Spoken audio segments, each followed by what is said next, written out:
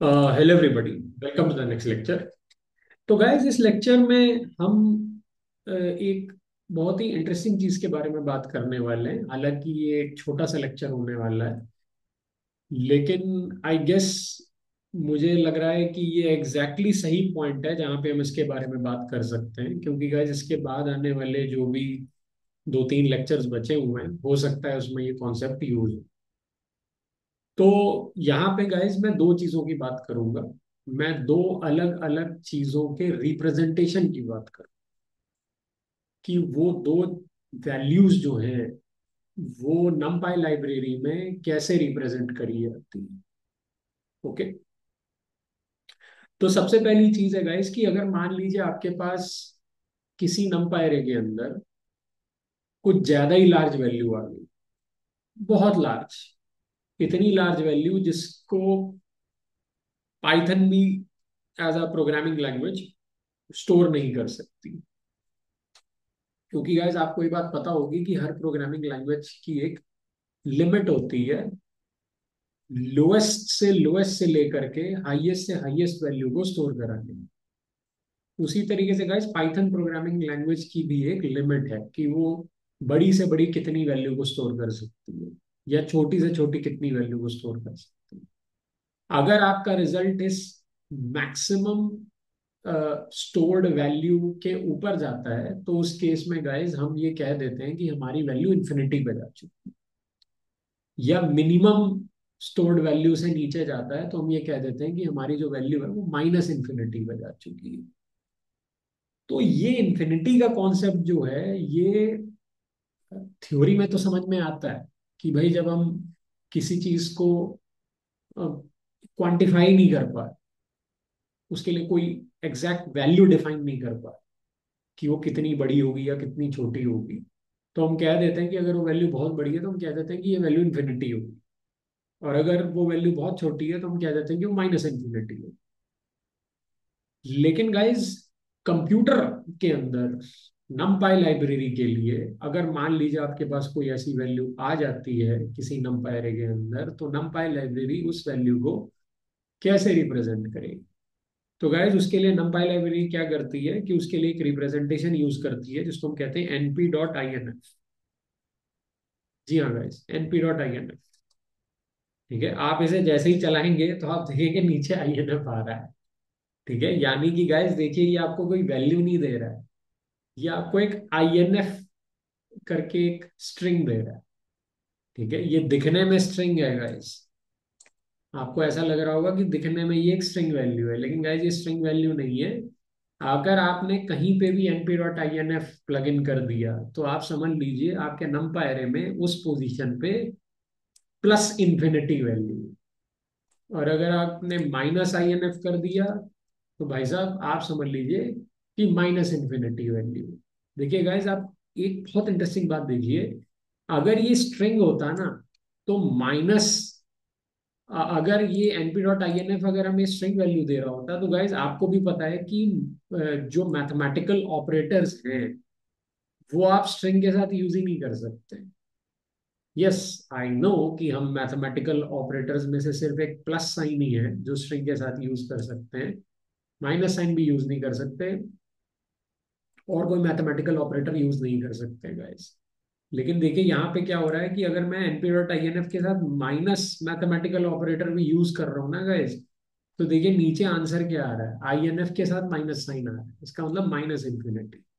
यहाँ से एक चीज प्रूव हो जाती है कि ये महज एक स्ट्रिंग नहीं है, ये इन्फिनिटी वैल्यू को रिप्रेजेंट करने का एक तरीका है नमपाई लाइब्रेरी के अंदर। तो अगर मान लीजिए आपके पास कभी भी कहीं पे नमपाई लाइब्रेरी के अंदर आपको कहीं पे भी np.inf, या फिर मुझे कहना चाहिए आईएनएफ या माइनस आईएनएफ लिखा मिल जाए, तो ये तो आप मान के चलिए कि वहां पे np.inf या माइनस np.inf लिखा होगा, उसी की वजह से आपको यहाँ पे माइनस आईएनएफ या प्लस आईएनएफ मिलेगा।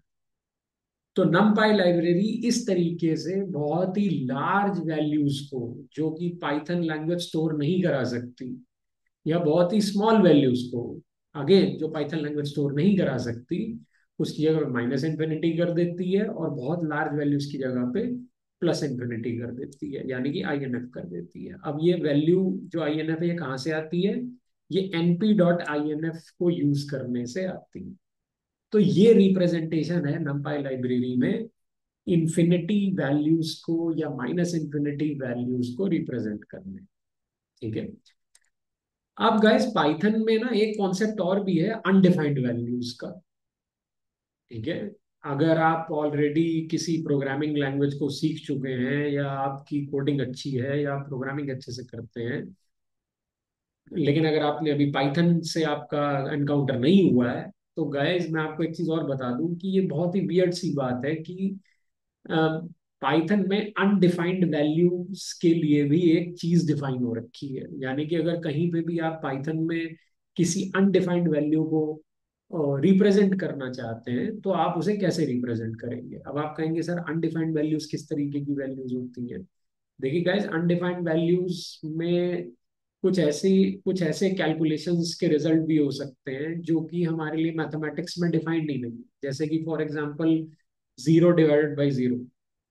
तो guys 0 divide by 0 is not not defined, it's undefined. तो अब 0 डिवाइड बाई 0 का आंसर क्या आएगा? ठीक है। जैसे गाइस आप कह सकते हैं कि log base 0, sorry, log log 0। तो गाइस log 0 तो डिफाइंड ही नहीं है, उसका आंसर क्या आएगा? ठीक है।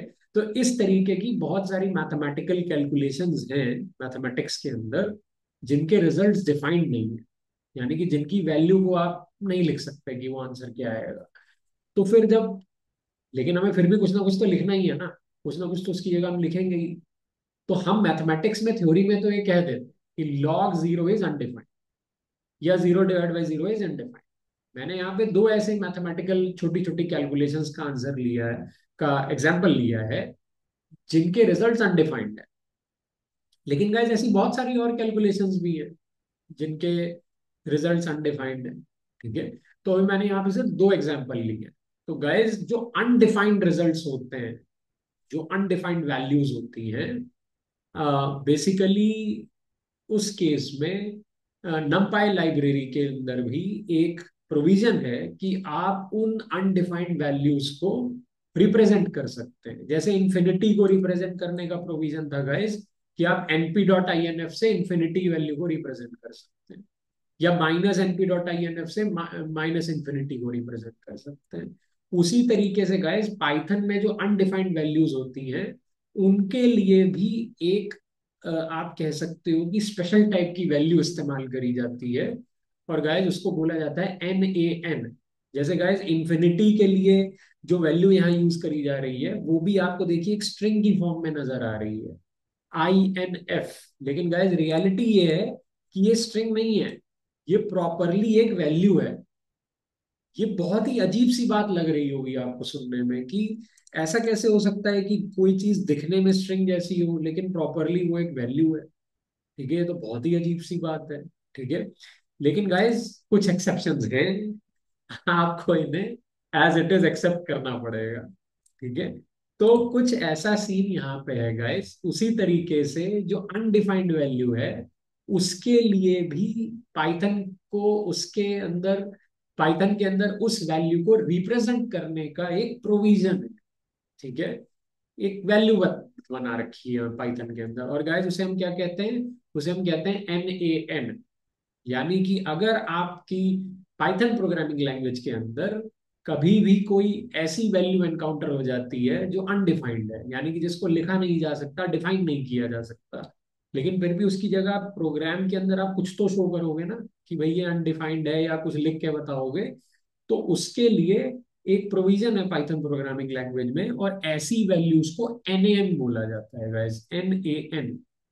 NaN का मतलब होता है not a number, not a number. ठीक है। NaN की फुल फॉर्म है गाइस। ठीक है। तो उसी तरीके से नमपाई लाइब्रेरी के अंदर भी अगर मान लीजिए कोई मैथमेटिकल कैलकुलेशन करते समय आपके पास कुछ इस तरीके की वैल्यू आ जाती है जिसके रिजल्ट्स को आप डिफाइन नहीं कर सकते, या फिर कुछ इस तरीके की वैल्यू आ जाती है जो डिफाइंड ही नहीं है, जिसको डिफाइन करना पॉसिबल ही नहीं है, या कोई ऐसी मैथमेटिकल कैलकुलेशन आप करते हो जिसका रिजल्ट अनडिफाइंड है, तो उसकी जगह पे numpy लाइब्रेरी में आप क्या लिख सकते हो, NaN लिख सकते हो। तो वो NaN अब आएगा कैसे गाइस, वो NaN आएगा np.nan यूज करने से, np.nan। तो कहीं पे भी आप जब np.nan रन करेंगे गाइस, तो देखिए यहाँ पे भी आपको दिख रहा लग रहा होगा कि ये एक स्ट्रिंग है, लेकिन गाइस ये स्ट्रिंग नहीं है, ये एक प्रॉपर वैल्यू है। ठीक है।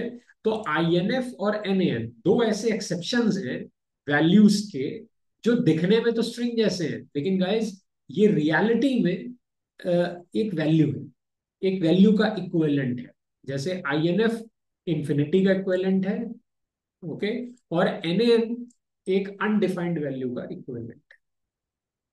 तो गाइज ये दो कॉन्सेप्ट समझने बहुत जरूरी हैं, और मैं भी आपको कुछ ऐसे एग्जांपल भी दे देता हूँ जहाँ पे ये कॉन्सेप्ट आप कह सकते हो कि आपको और क्लियर हो जाएगा कि ये वैल्यूज कैसे शो अप हो जाती हैं numpy लाइब्रेरी के अंदर। तो गाइज मान लीजिए मैंने np.log निकाला, लेकिन वो मैंने जीरो का निकाला।